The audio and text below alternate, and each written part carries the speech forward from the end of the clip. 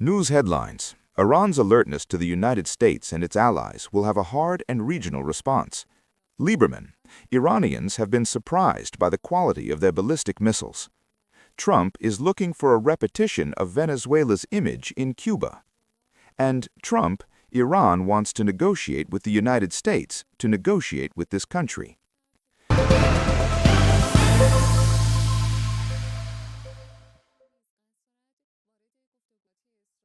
News headlines: Iran's alertness to the United States and its allies will have a hard and regional response. According to The Economist, Trump's alertness to Iran will have a hard and regional response. Iran's alertness to the United States and its allies will have a hard and regional response. In the 1960s, Richard Nixon, the President of the United States at the time, was inspired by a theory that later became known as the Crazy Man theory. According to this theory, the President of the United States must be an unpredictable person, someone who can act even the craziest of threats. Years later, on January 20, 2025, another person entered the office of Benghazi of the Seville Palace, who was interested in suppressing the world with this theory. Trump threatened Canada, the 51st state of the United States, Greenland, NATO, and even the president of the Venezuelan parliament. Trump wanted the world to believe that there is no red line between him and the man. Trump wanted the world to believe that there is no red line between him and the man. Iran's threat to the regional states of the United States. With the beginning of the recent protests in Iran, the threats of the U.S. president's military have intensified. Trump even repeatedly issued direct threats to the leader of the revolution. At the same time, with these threats, the Iranian military and political institutions have warned that in the event of any military action, Iran will target the U.S. bases in the region. These bases are located in the soil of the countries of the region, and Iran has clearly announced that any action against Iran from the soil of any country, whether it is a country or not, is subject to retaliation. From Tehran's point of view, the U.S. bases are not just a place for the establishment of military forces, but any center or country that wants logistical, air, missile, or information assistance with the U.S. and Israel will be targeted. A crisis in the world's energy line with Iran's actions. Another of Iran's threats is that in the event of a war, the entire region, especially the Gulf of Fars, will be in danger. Iran has warned that the oil facilities of the countries that cooperate with its enemies will be targeted and that there will be no restrictions on the attack on the regional energy centers. In this scenario, Tehran does not just keep the crisis in its soil, but turns it into a crisis for everyone.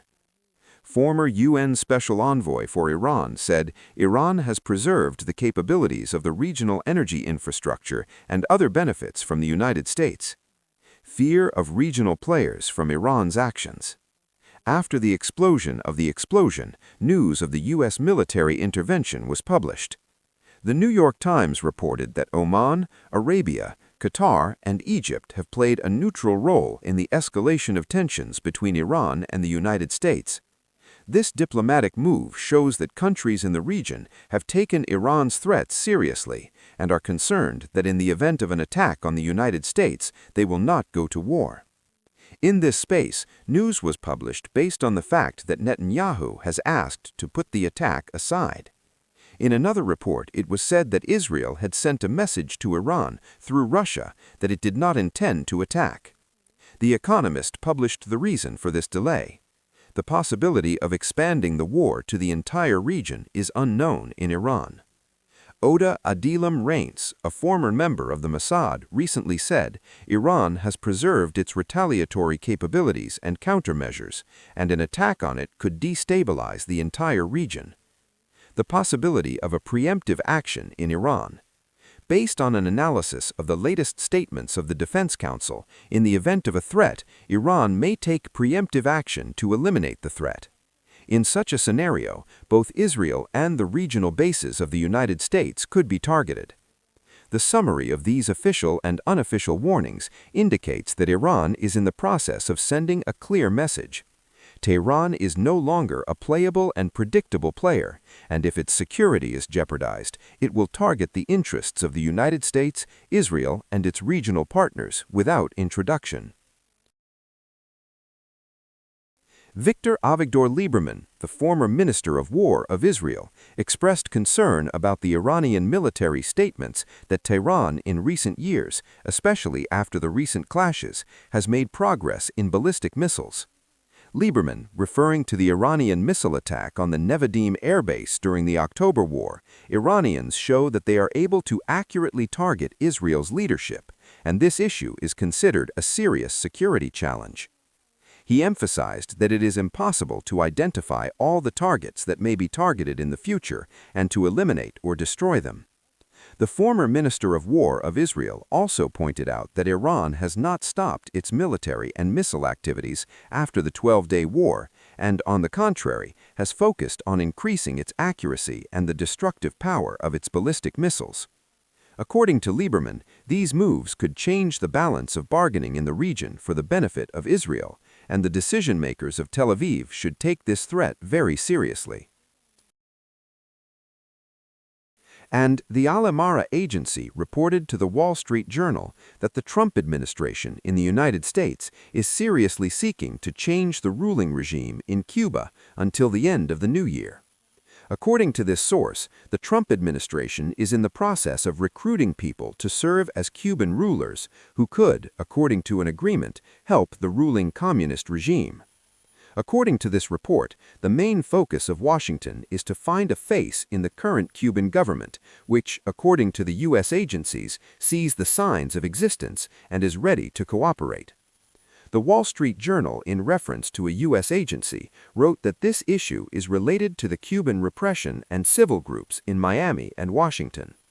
According to this source, the U.S. government believes that the Cuban economy is in the process of collapse and that the government of this country, after the arrest of Nicolás Maduro, is in the worst possible condition. According to the U.S. intelligence sources, which the Wall Street Journal has documented, the Cuban economy, with the shortage of reliable basic goods and medicine, is also in dire straits. In the follow-up report, it was reported that although the United States has not threatened Cuba with use of military force in the current way, the Trump administration's agencies believe that the arrest of Maduro should be seen as a temporary threat to the Cubans.